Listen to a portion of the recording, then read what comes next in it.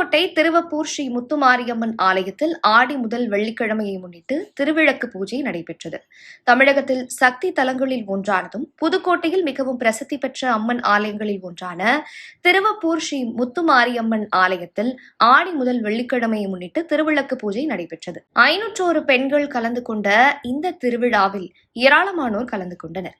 சிவாச்சாரியார்கள் வேதங்களை வாசித்தவாறு பெண்கள் திருவிளக்கு, குங்குமம், மஞ்சள், மலர்களால் அர்ச்சனை செய்தனர்.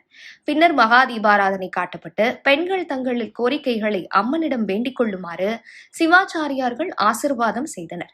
இதனைத் தொடர்ந்து திருவிளக்கு பூஜையில் கலந்து கொண்ட பெண்களுக்கு மற்றும் பக்தர்களுக்கு ஆலயத்தின் சார்பில் பிரசாதங்களும் வழங்கப்பட்டன. முன்னதாக மூலவர் ஸ்ரீ முத்துமாரியம்மனுக்கு மஞ்சள் காப்பு அலங்காரம் செய்யப்பட்டு தீபாராதனை காட்டப்பட்டது.